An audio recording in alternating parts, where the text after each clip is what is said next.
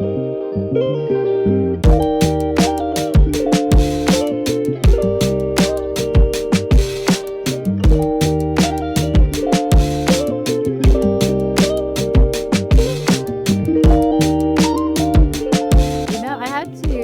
kind of brainwash myself into thinking that, 1,000 to 1,000 words a day is good.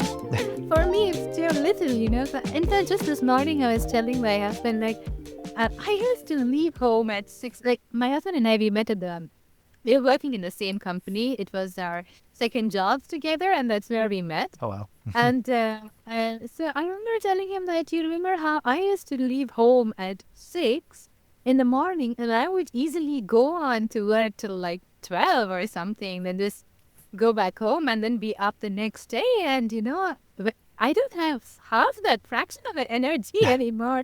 And he's like, you're getting old, you're getting old. You can't expect your body to function like it did when you were in your 20s. Yeah. There was something I heard about that this morning on the radio, which was it's double the effort for the same level of output. So, Yeah, right? oh my God, really? Good Lord, okay.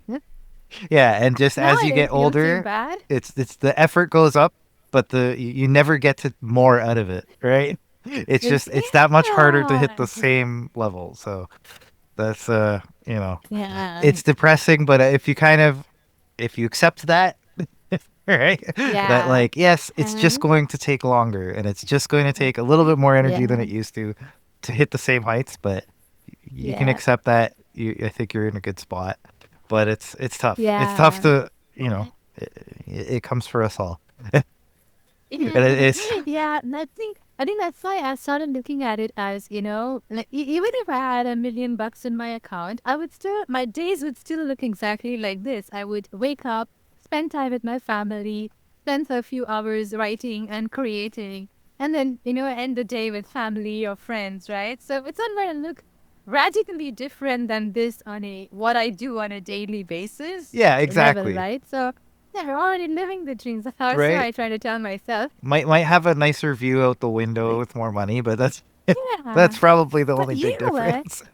the thing is that I'll tell you something to disabuse ourselves of that notion, because I do have this room over here which I use entirely for writing, but I never write here.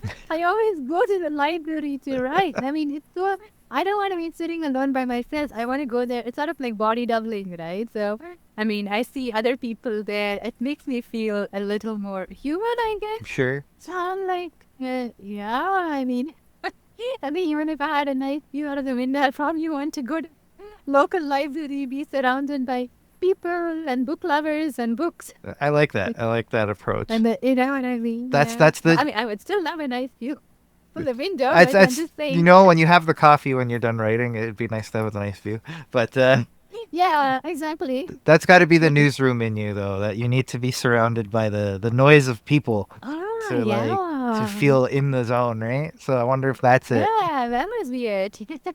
Exit engine doesn't work when my child is around. Sure. When he's there, I'm like, it's chill, I'm tuned into what he's talking or what he's saying, right? Like, with others, I'm not listening to what they're saying. So yeah. Yeah, exactly, right? But It's a different frequency almost. So you have to pay yeah. attention when it's your child, because Yeah. you're even if you're not in the room, you're still a parent. Yeah. Yeah, yeah. I didn't notice until a few years, until he was about 4 or 5. Like, I mean, like when he's a newborn, you're with them almost all the time, right? And then when I would like go away, like, to the shower or somewhere else, I would hear his voice calling out like, Mama, Mama. And then I would like just turn off the tap and like listen to see, was he really calling? So apparently these are phantom cries that moms hear until their kids are like 5, 6 Oh years my of goodness. age. Like, calling out to them, but because you hear that so much during the day, Mm-hmm. even when it's not there, then the echoes of it.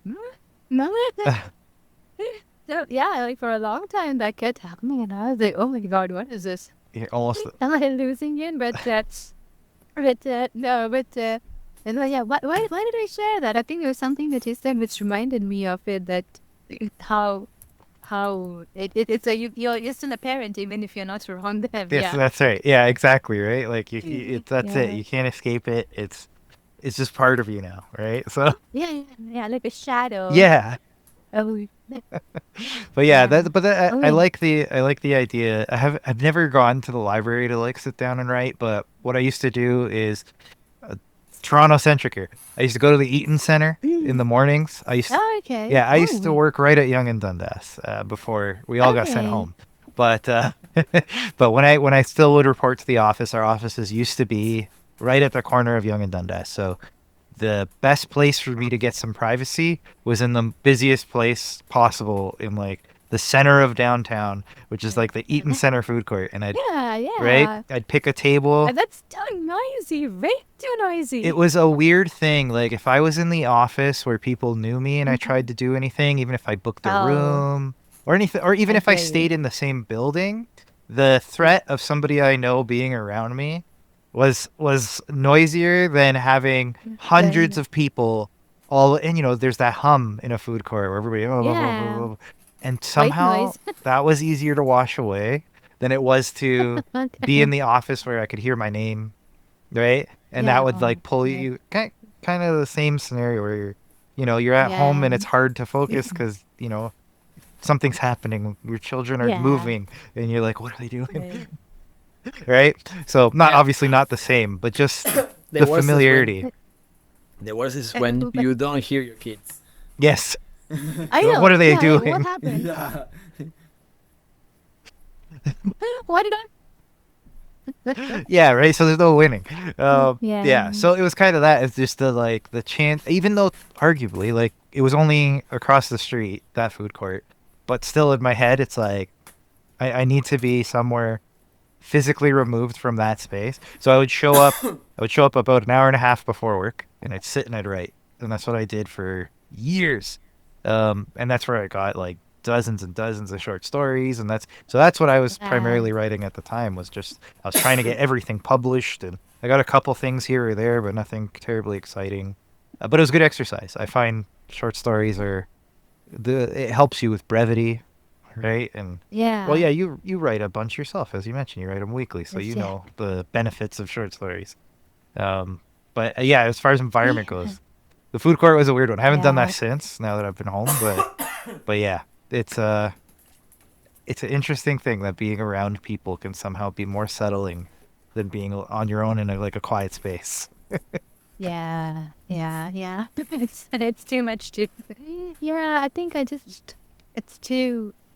Also maybe because I don't need to step out, otherwise it's sit on errands and stuff, right? So I feel like this is a way of going out and being in a place where there are other people rather than just being surrounded by the four walls of the room or the house, right? So I get that. Yeah, I it think gives you that that's third one, yeah. space, right?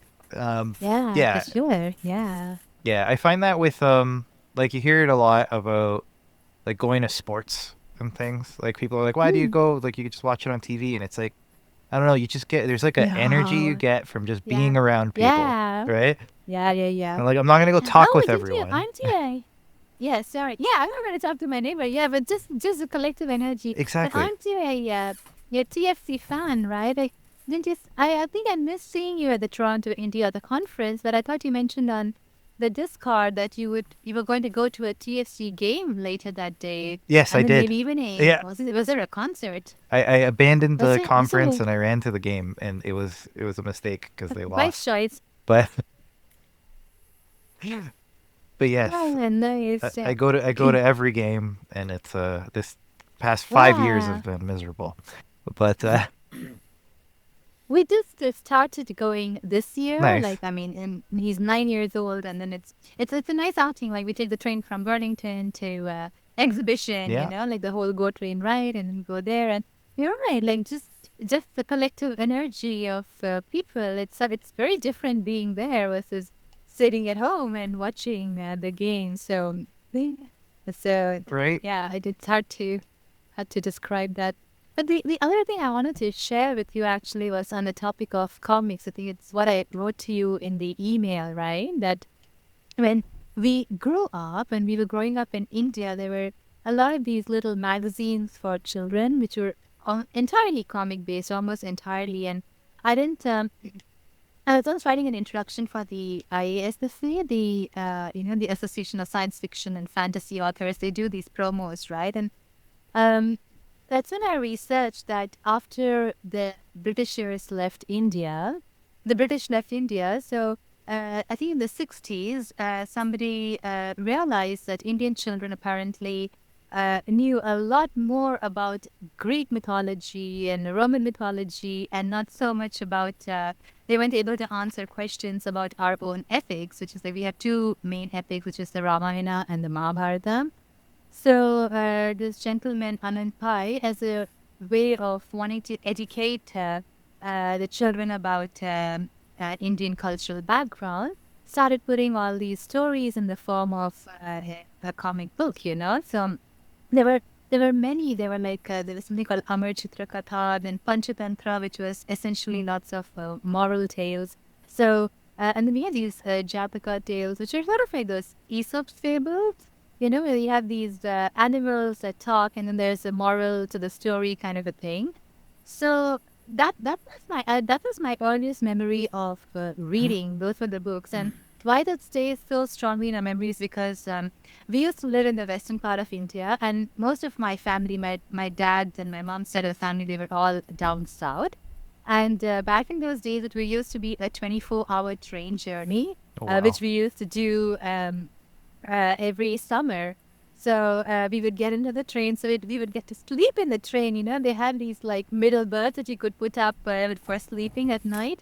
So we would sleep in the train, and then it was enjoyable because everyone sitting around you becomes a friend, for that part of the journey. Sure, Like yeah. everyone chatting and everything, and then so every summer we would go down to my grandparents' house. So at the train stations, they would be selling these magazines a lot. We were living in a place that was like by the foot of the hills, and like shopping used to be like going for groceries used to be like a once a week or once in 2 weeks kind of a thing. So it's primarily at the train stations we would get these magazines and we would read those in our journeys. But I think after that, once I started reading things like Hardy Boys and Nancy Drew and Three Investigators, maybe when I was like 10 years old or so, I feel like when I started reading more text-based stuff and then the images were forming in my mind, I somehow lost the touch of reading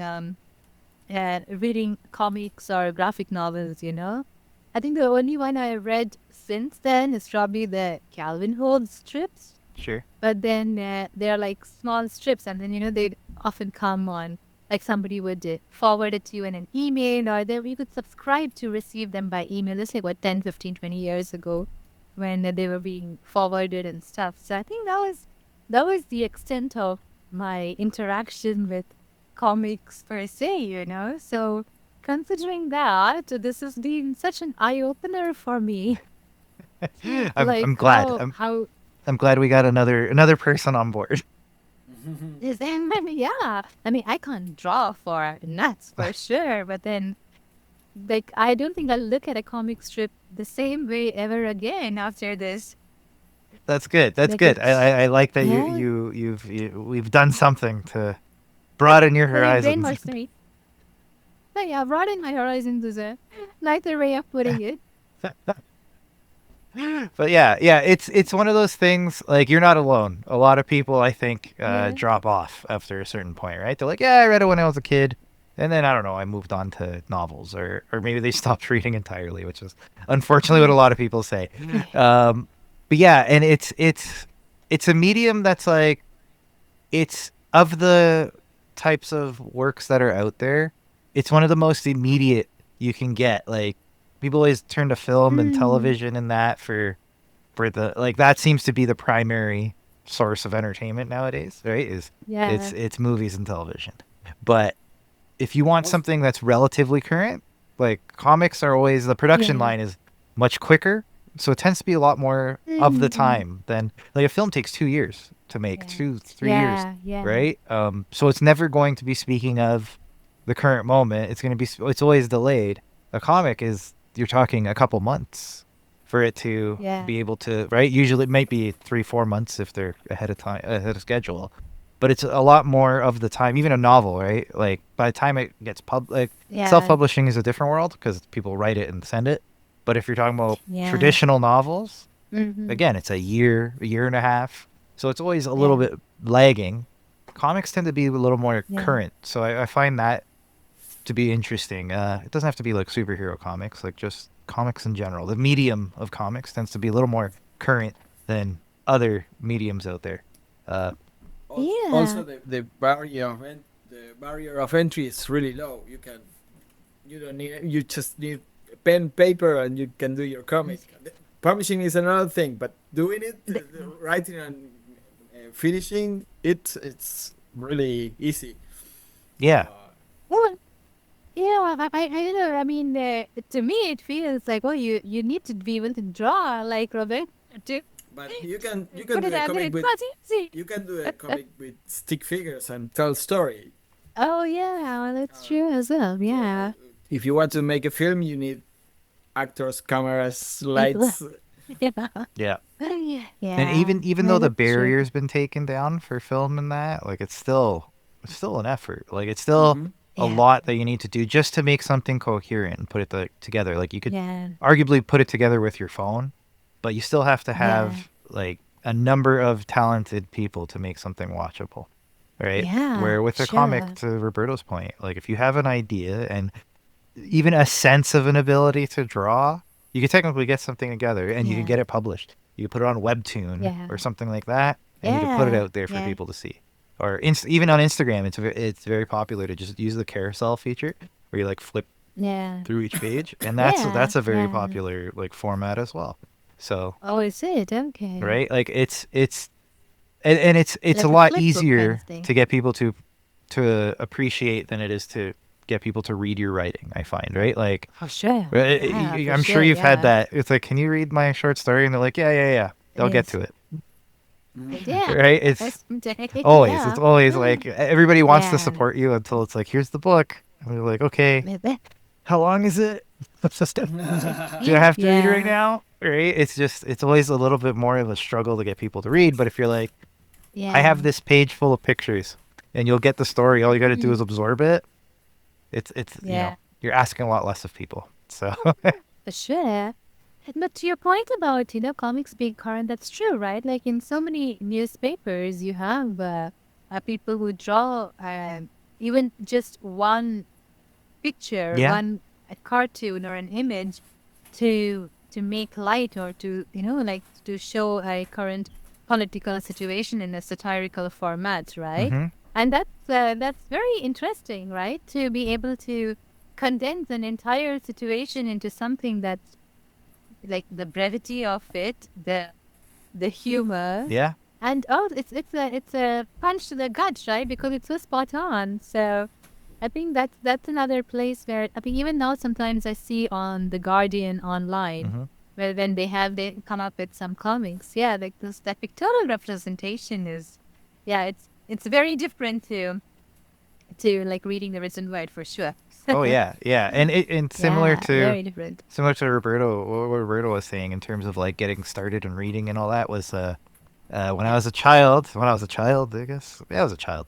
When I was young, I used to deliver the Toronto Sun, so I was a child at the time.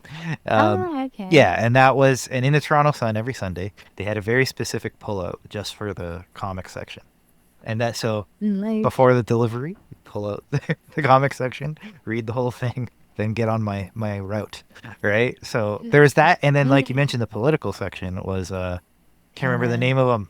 Donato. Donato was the name of the political cartoonist. He used to hide the little bird in every picture because it was part of his signature. Oh, I So, said, yeah, yeah, right? yeah. So I didn't always understand the political connotation of everything, but I knew For to look for the sure. little bird. It's Right? So it kind of, yeah, that's appeal right? to a child, right? Yeah, Yeah. exactly. And that kind of brought me into the whole like, oh man, like look at what you can do with this medium. So I've always been jealous of the Robertos of the world, but um, that are capable of drawing. I always try, and then the thing is, I hate to fail at it.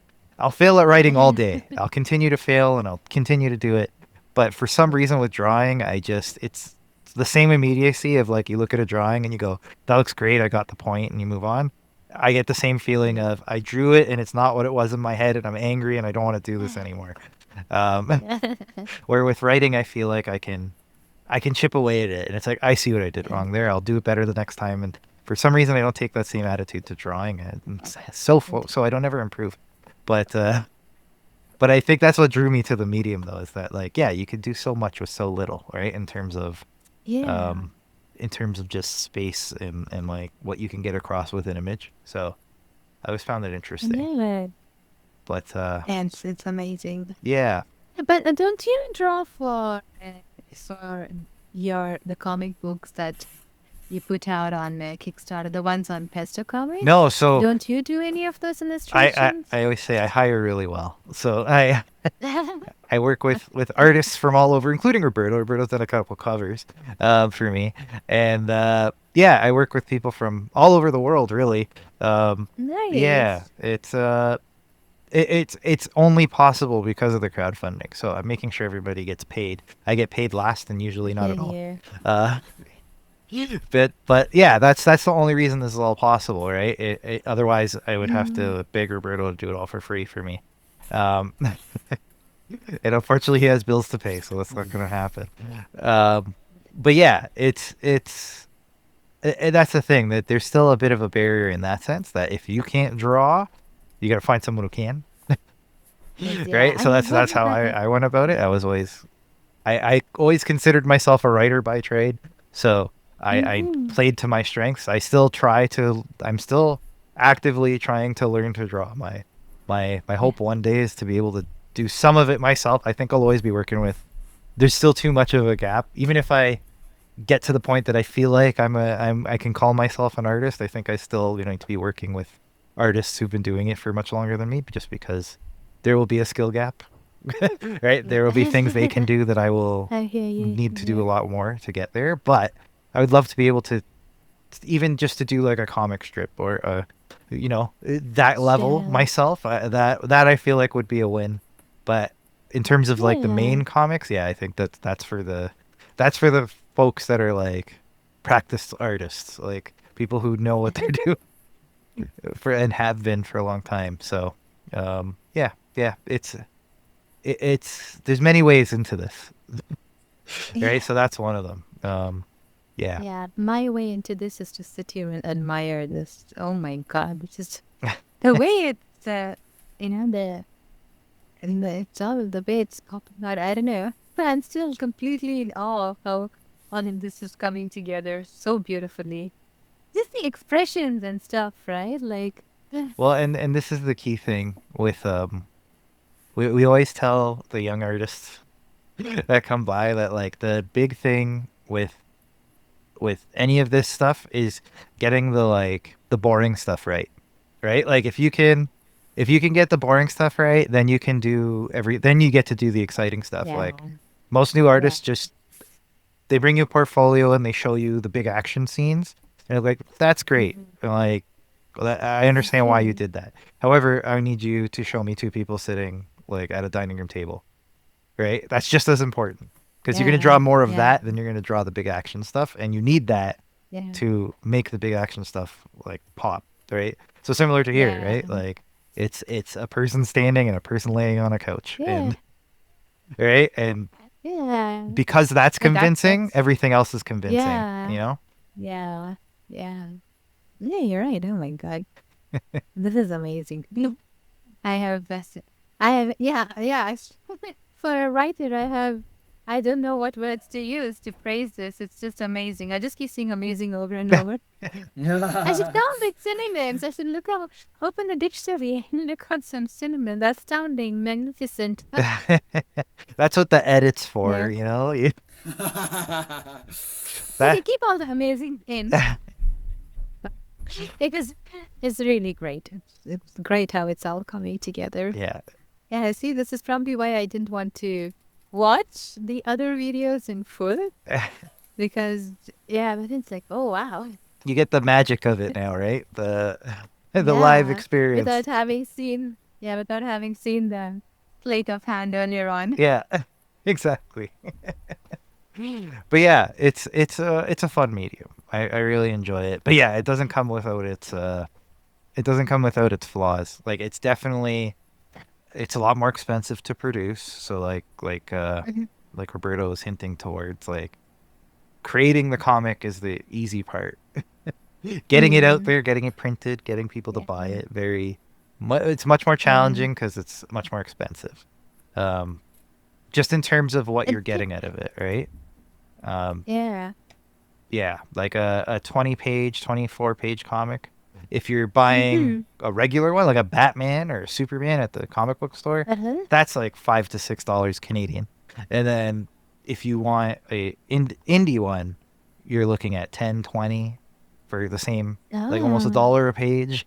And if you're buying a okay. novel, right, you're going to spend $20 and you're going to get a 300 some page novel. So Yeah. it's like Yeah. it's the Sure. time difference. The time that you get with a comic Yeah. is a few minutes, and it Yeah. costs you as much as this book Yeah. that's going to last you a month, right? So Yeah. that's always Yeah. hard to convince people, right? Do you do you, do people buy e-versions, like ebook versions of comics? Yes. Is that even a thing? Yeah, it's one of those things that's been in flux for a really long time. The comics world is a weird one in the sense it was run by one company for a really long time, one distributor that Oh, um, like so with novels and books and that you have your buybacks, so they fill the shelves. Whatever they don't sell, sure, you send back. That is not a thing with sure. comics. Whatever you buy, you Oh keep. yeah, So it became like a whole different business in that sense of you're putting all the risk on the store owners. So now you have to yeah, appease the store owners to a certain degree, right? Because you're forcing them to buy these and keep them. Um, yeah. so it just created a whole different model of distribution and a whole different model of how it reaches people. So when it came time for Oh, digital, right? And we're like, okay, like this is a thing. Everybody's doing these like ebooks. It's time for comics to get on board because it'll bring the cost of production way down. But the stores said, well, you're making me buy all these books still, right? And now you're gonna hmm. undercut me with a digital version. So And what ended up happening was they made the digital version the same price as the physical version, and it effectively killed the digital market because now you're paying sure, $6 for a file that you don't even own, right? yeah, yeah. So And then how well can you see a file on on a relatively small screen, right? yeah, and I mean, the tablets were the thing that helped it break through. So now people do read Hmm. comics like on their tablets and that. That's like the Oh, primary then way to do yeah, it. Yeah. sure. We can zoom in and stuff. Yeah, Okay. exactly. And if you got a decent sized tablet, like it's pretty much the size of what a Yeah. comic's going to be in your hands. So it's getting better in that way. But it's still like this was in the early 2000s that this whole problem happened with like digital kind of breaking itself on purpose. Um, and now Mm-hmm. we're getting to the point that things are starting to open up again where there's subscription services. And so it's like Netflix for comics where you can go and read like 100,000 comics if you wanted to. So it's getting better, Ah, but it's just well. it lost its footing a long time ago, and it's just starting to get back up to where it was, where the like Amazon and KDP and all that stuff is like so mature in that sense, right? Mm-hmm. Like it just has Yeah, yeah, everything it needs. Um, yeah, for sure. yeah, so it's kind of like uncomparable in that sense. Um, Yeah, I think that's. Since you mentioned KDP and Amazon, I think that's one of the tricky things I find about coming into the market at this point. Like, I even though I've been writing, I feel like as an entrant to the market, I'm relatively new because I haven't. Although I publish my books and put them up there, I don't do much more with them. hmm I don't know how to. I joined some promos on BookFunnel and things like that. But how?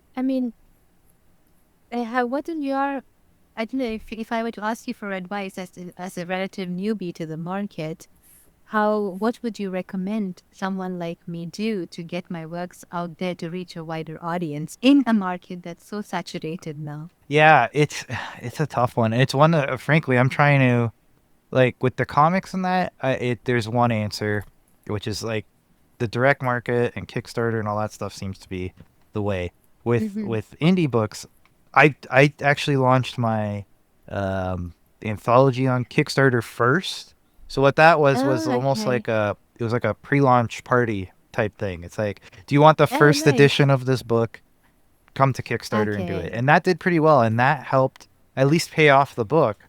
So now everything I Mhm. make on KDP and I make when I go wide after, right? All of that Yeah.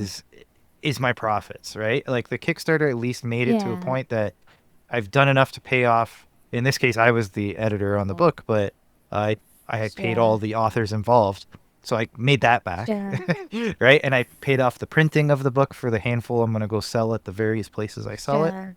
Um, so for that, it helped, and then everything on KDP and that was like just gravy.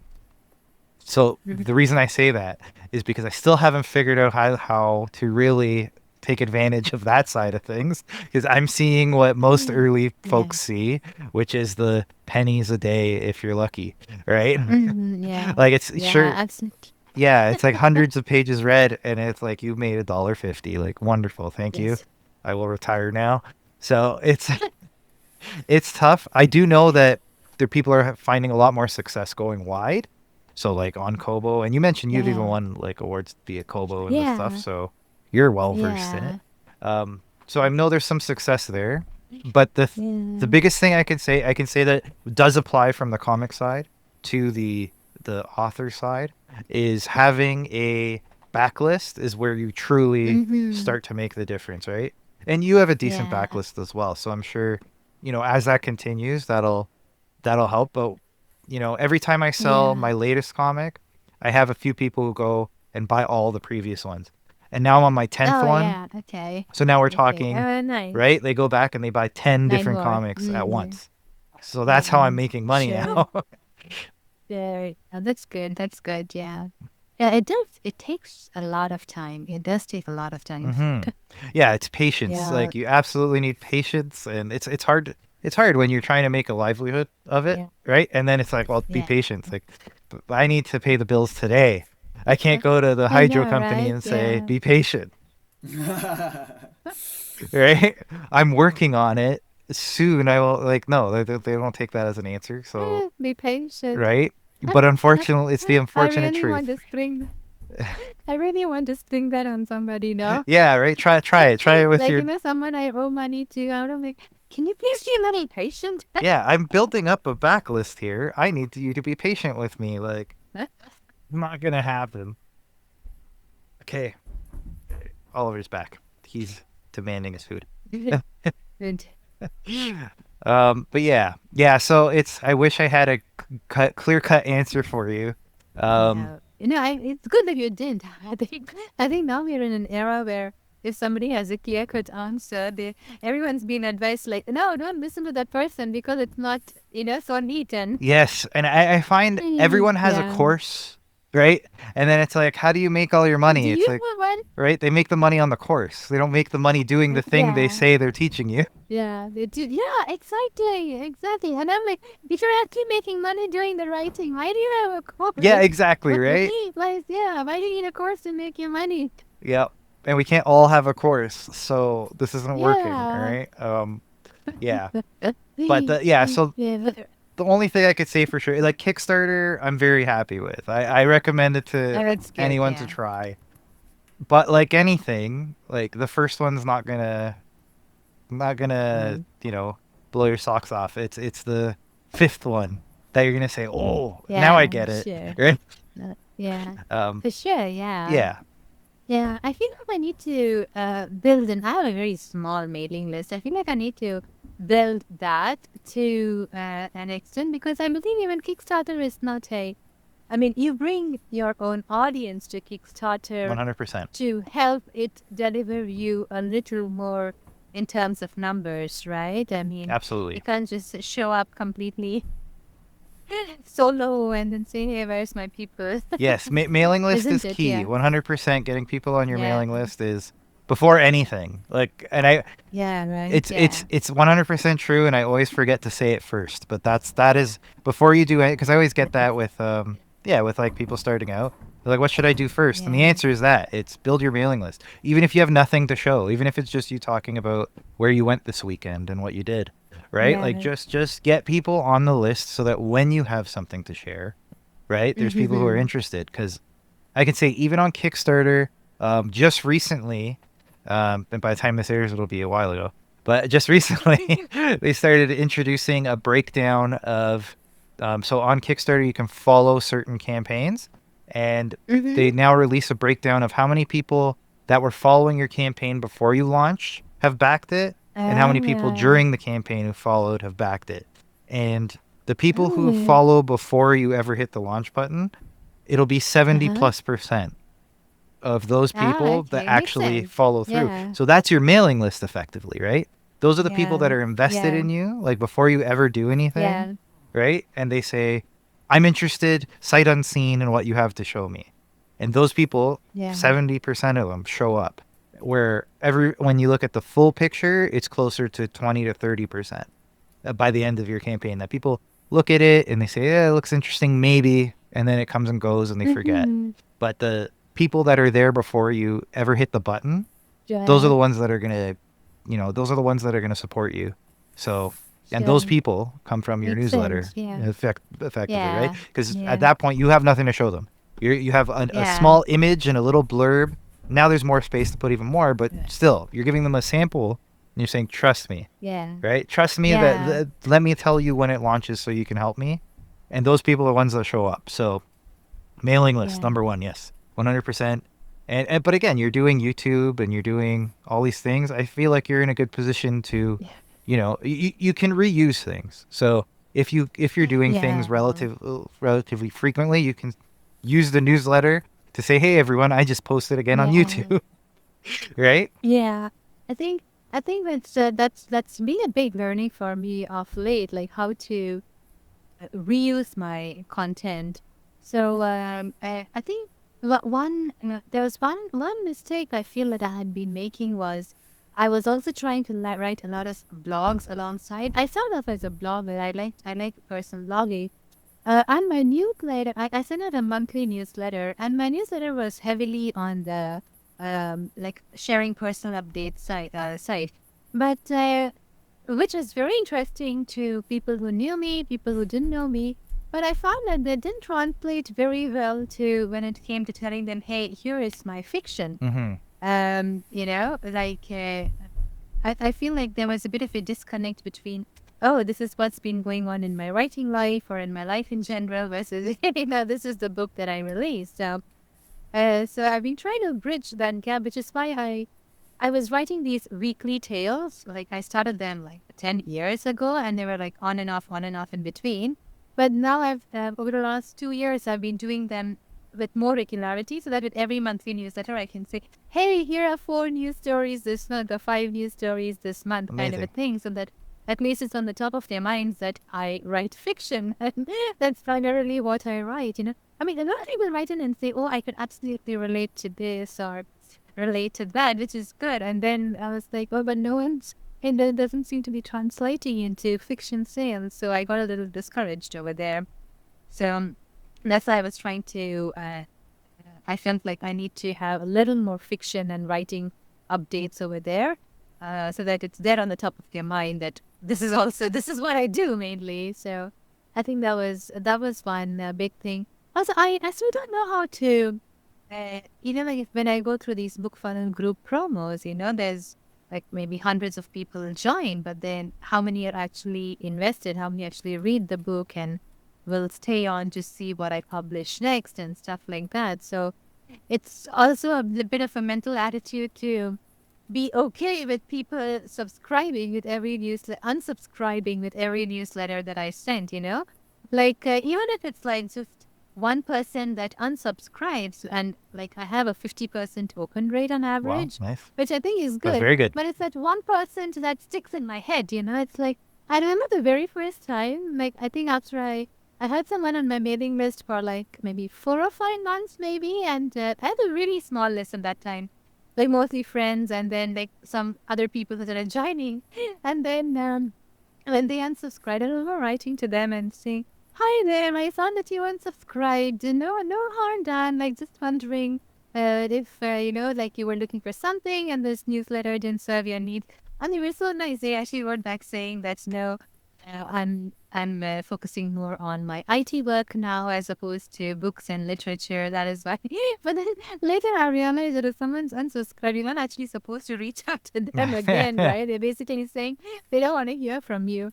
But yeah, I mean, it took a little while to get used to not take it so personally. That's what I'm trying to say. Oh, Like to sure. not Yeah. feel as if like, oh, there's something I did something wrong. Why did this person unsubscribe? As opposed to seeing that, oh, there are so many of these people who saw it and then who gave a like feedback to it. So I think that's still like a mental battle. I feel I'm still at those stages where I'm struggling with those small little things, and Yeah. I feel frustrated because I think that by now I should have gotten used to it, right? Like gotten used to the fact of rejections and unsubscribes rather than feeling so hung up on those small little things. But It's very difficult. Like I went as far as just I shut off the notification for unsubscribes because I just I got yeah, sick of seeing them. Like and like you said, every time I would post, I'd get the notifications like, oh, so and so liked, and these 4 people unsubscribed. And it was like a guarantee. Like I post, and there's just like a handful of people that unsubscribe, and then I get some new subscribers, yeah, and it was constantly like, but it's like these peaks and valleys, and it's like, why am I going into the valleys? Like there's nothing to be done at that point. Like they've unsubscribed. yeah, Like that's it. They're gone. Like move on. So I said, you know what? I don't right, even want to see it. yeah, I just shut it off. yeah, So now somebody, yeah. because actually I saw a couple names I recognized when they would do it, and Yes. those ones were like, Oh come no. on, like I know you personally, and you got sick of seeing my newsletter. Okay, fine. Yes. So I shut them off because I don't even want to know. I don't want to have that I go to a That. party and I run into this person, and I know that they think I don't know, but I know that. Yeah, I know. Yeah, it's so awkward. Right? And they say, "Oh, I'm such a big fan. I love everything you're doing." And it's like, "Do you?" So much so I that you know. couldn't even look at the email. Just delete it when it comes in. Like, come on, get out of here. So, yeah, that was enough to convince me. It's like I just have to move past it. So Yeah. I shut off the unsubscribe notification. I have no idea if everybody decides to do it tonight. Yes. The only reason I'll know is because the numbers have gone down. But other than that, like I Yeah. don't know who's doing it But because I don't care. It's yeah. if you don't want to hear Yeah. from Who me, caused don't that? hear from me, Yeah. right? Yeah. But yes, it's a mental toughness thing for sure, and it's like it's easier to say like who cares, right? Whatever. Yeah. Like it's just Yeah, like you nobody do said, care. you're being so personal Yeah. and you're putting yourself out there, and people are saying, yeah, Yeah. I don't need to hear about you, right? It feels like a personal And too slap, much noise. right? But yeah. So Yeah, but I think that's that's the truth, I think so many of us as creators, artists, and not only us, but any section, any segment of society, right? Anyone who wants representation, everyone wants to be heard and seen. But the truth is, no one owes it to them, yeah, it's not, um, I mean, we all get up in arms against, oh, we as this particular group, we exist and we need people to see our troubles, to understand our agony and this and that. And I was like, I got my own life to live. Time for right. to like add your miseries and woes to mine. So I think it's something really to understand that, like, I mean, no one really owes it to us to hear or see what we say. Sure, I mean, it can resonate. Maybe it resonates, maybe it doesn't. But yeah, I mean, that's totally out of our control. I think it was Beckerstein who pointed to this book. I forgot the name of the book, but it was by this poker player who talks about how we often tend to judge the wisdom of our decisions based on the results. But there's a huge disconnect. There can be a huge disconnect between the two. So apparently that tendency is called resulting when we look at the outcome of something. And if the outcome is good, we say, oh, that was a great decision that we made. Hmm. And if the outcome is bad, we say that, oh, that was a crappy decision. But honestly, you could have made a really good decision based on whatever input you had up until that point, and something happened that was out of your control and caused the outcome to be not in your favor. So I think like that's what I used to feel like, when I would see those unsubscribes, I would be like, oh, did I do something wrong? Did I say something wrong? Was it not interesting? But then it's not going to universally appeal to everybody anyway, right? So I think I really like the idea of like, okay, publish it and move on. Yes. Publish it and move on, right? Yeah, yeah, that's a very So good approach, I think, to thinking like, yeah, like it's you're doing the right thing and the result isn't necessarily the point, right? Like it's the action yeah, that's yeah, it's the whole like it's yeah, not the destination, it's the journey, right? It's that idea, yeah, right? I like that. Yeah, because the other thing I heard yeah. something kind of similar, which is the idea of like, um, let it like worrying about what other people are thinking about you, and you Mhm. immediately think like, oh, they're going to think I'm stupid, and it's like, well, you don't know what's happening in someone else's head, so you're Yeah, projecting your own thoughts of what you think they are, right?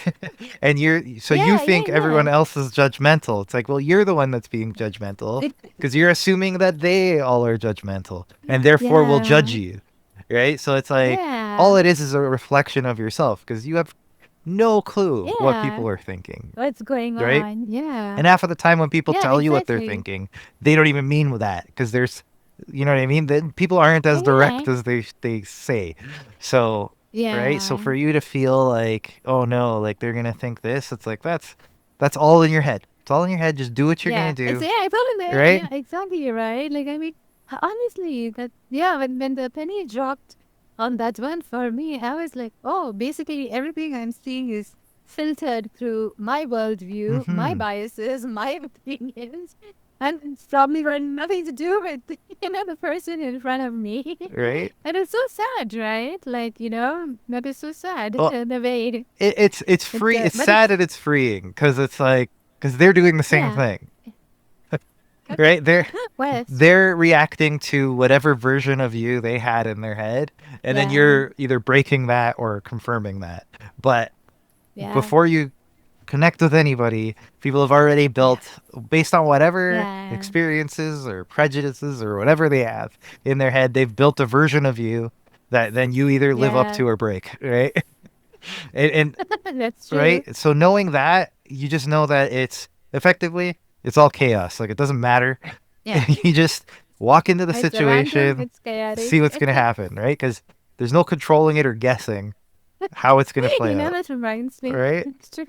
That reminds me, this Sunday, actually, it was my husband's birthday Oh, yesterday. nice. So to celebrate it yet on Sunday, we took him to a VR escape room.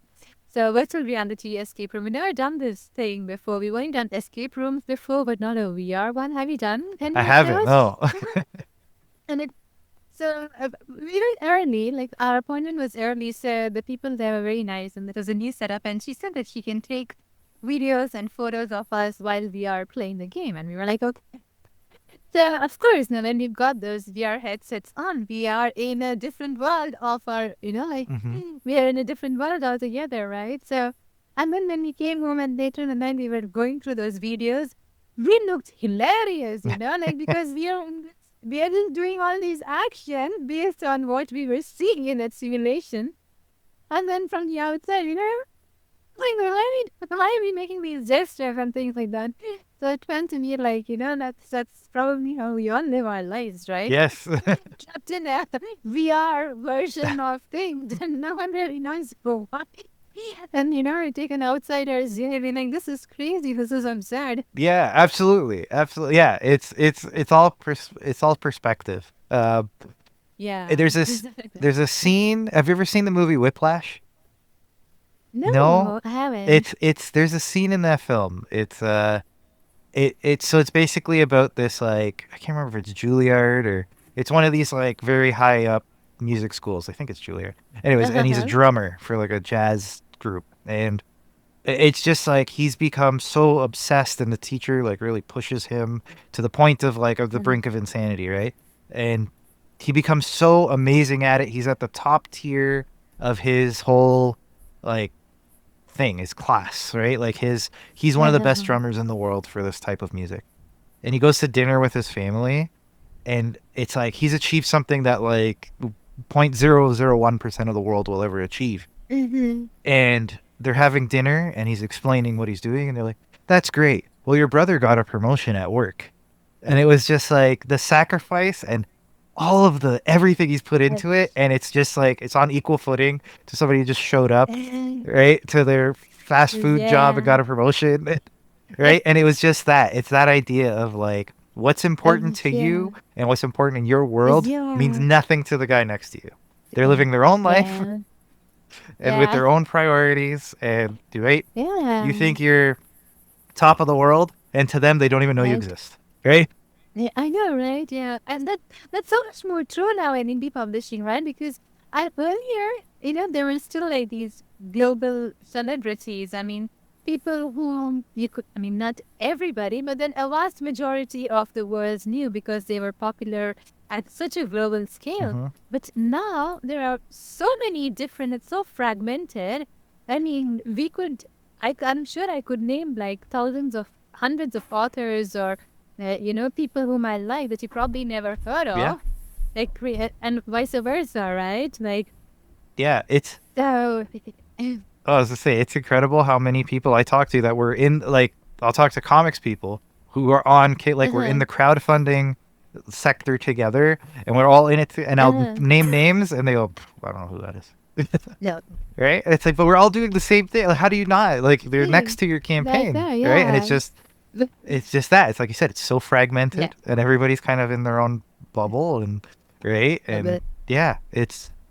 But it's again, there's a perspective to that. You could either feel really crushed by that, knowing that mm, you're never gonna become Brad Pitt that everybody knows, right? it's Or why Brad Pitt? I don't know, right? yeah, Or you take some yeah, solace in that, knowing that you can kind of go out there and do it, and yeah. only a handful of people are ever It's gonna know, free. right?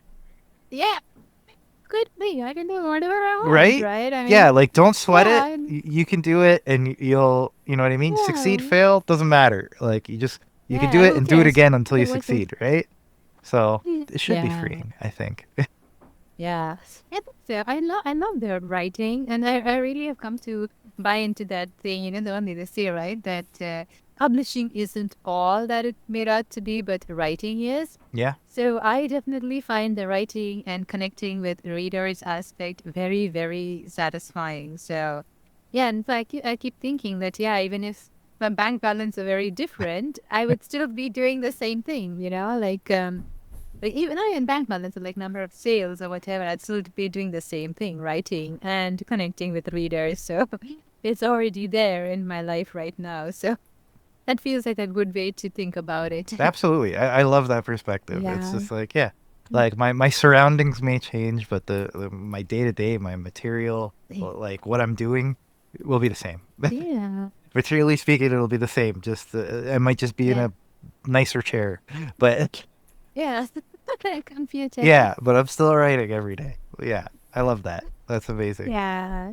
All right. Mm. With that said, Yeah, we have this a is completed page. wow. Oh my I God. think it turned out really good. This is insane. So This is very nice. before we say this is finished, is there any? Do you think this needs dialogue, or do you think it tells the story without?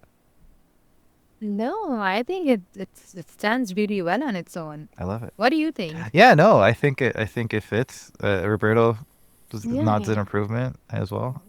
Yeah, yeah. I think the dialogue could add like the story is told, but Yeah, maybe Yeah. some flavor, some spice you can add with the dialogue.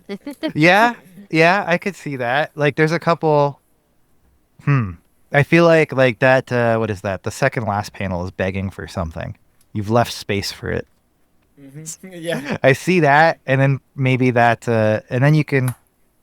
So okay, if we did something in the second last panel, and that one could just be like a what, like an oh my or something like that, right? Mhm. Yeah. Right? Uh, Three in the second last panel. Oh, like when the one that she's she's showing realizing it's Willie. not real, Yeah. or wait, that it was a dream. Yeah, I Is just this a had the dream? weirdest dream. Yeah, Yeah. Oh, that's a good one. I just had a weirdest dream. Oh, what a weird dream, or yeah. a few.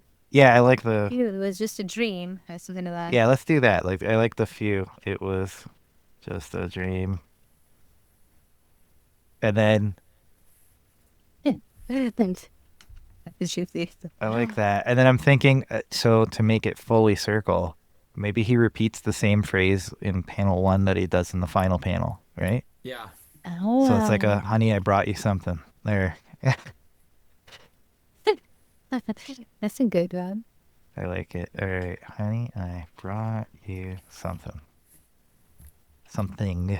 I speak incomplete. What's this app? What app are you working on to create this? This is a Clip Comic. Studio. Is that- Yes. Clip Studio. Okay. Yeah. It I thought you were asking about the cast, the podcast, the recording. No. Oh no! The one that you're using to Yes, this is. create the comic. Yeah, I don't know. Can you read here? yeah, Clip Studio Paint Yes. EX. Yeah.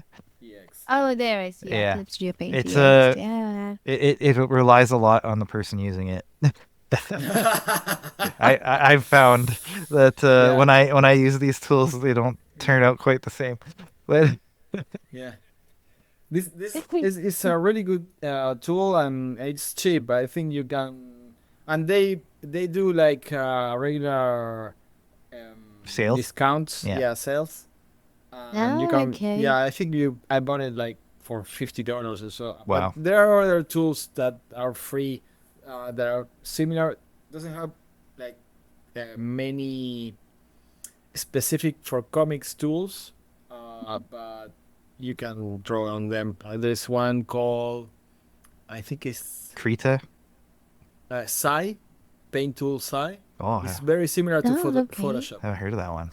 Yeah. Okay. SAI. Oh yeah, I haven't heard of Oh, that yet. okay. Yeah, no, the one that I Yeah. always see is the Krita.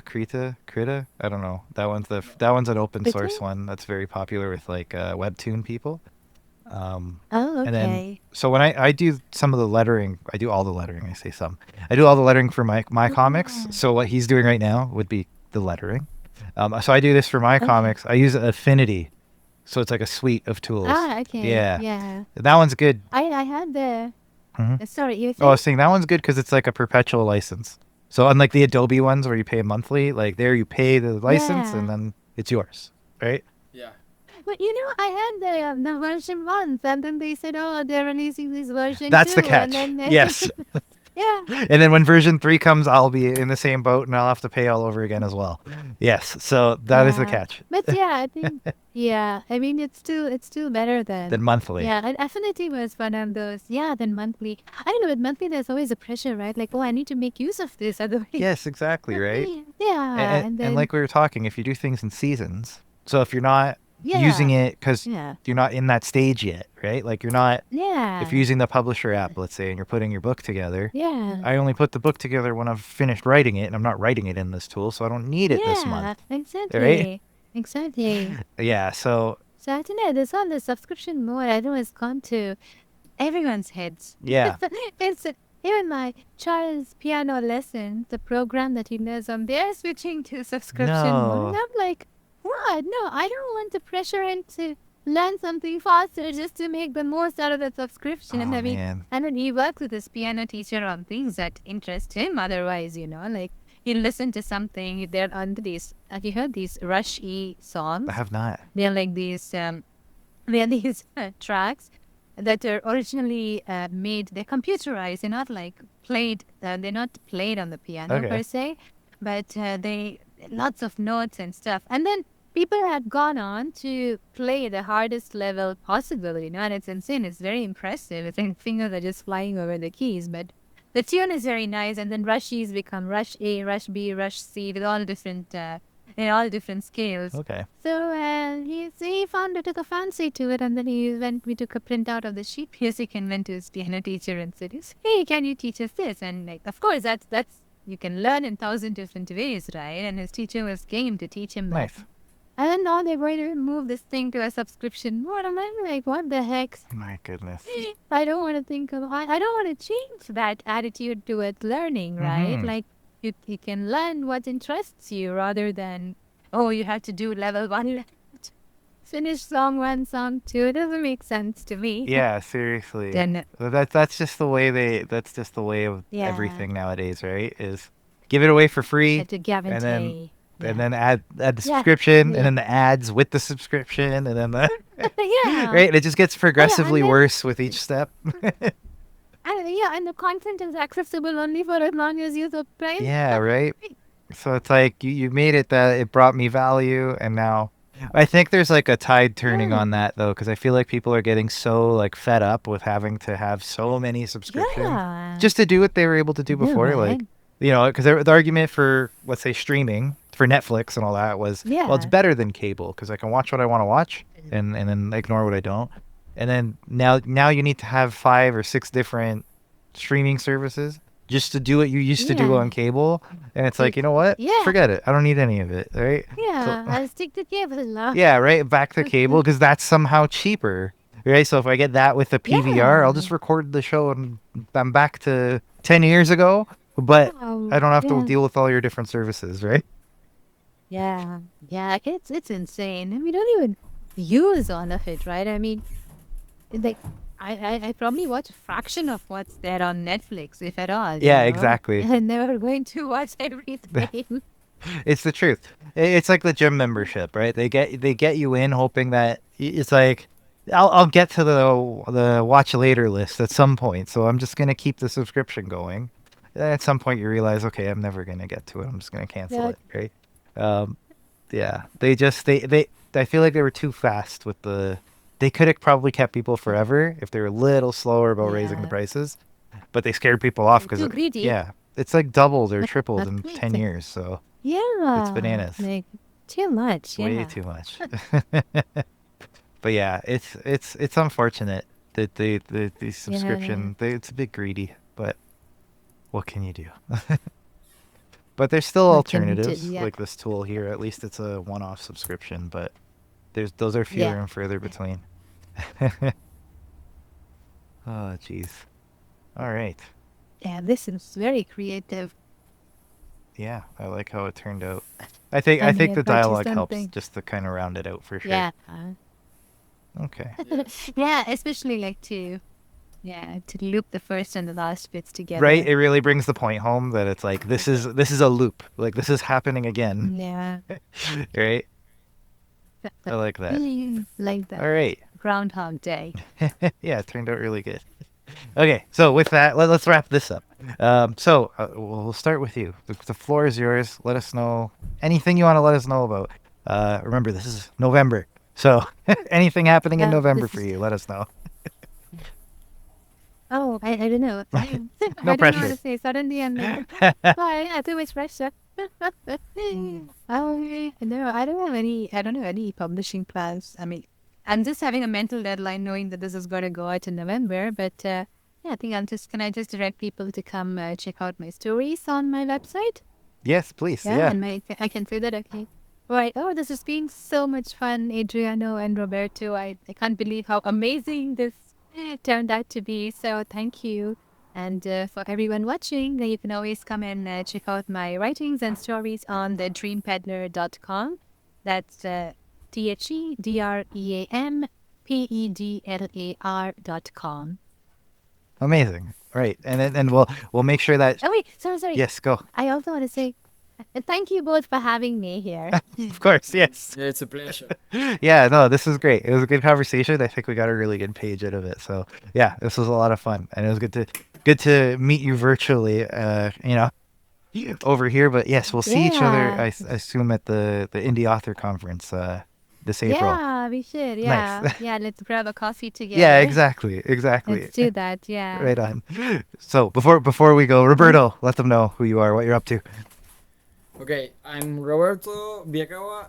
You can find me at robertoviacavaillustration.com, and I don't know what I'm up to, so find out if you go to my webpage.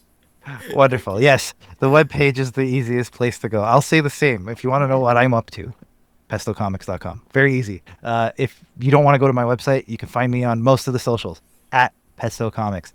I make it very straightforward. for you to find me. I did that on purpose. I hope you know how to spell it. Pesto Comics. That's easy. So go there, find all the stuff. But with that, I want to thank you both for the amazing episode. Thank you for the great conversation. I think we put a really cool page together, and thank you all for listening. Until next time, we'll do this again soon. Thanks, guys.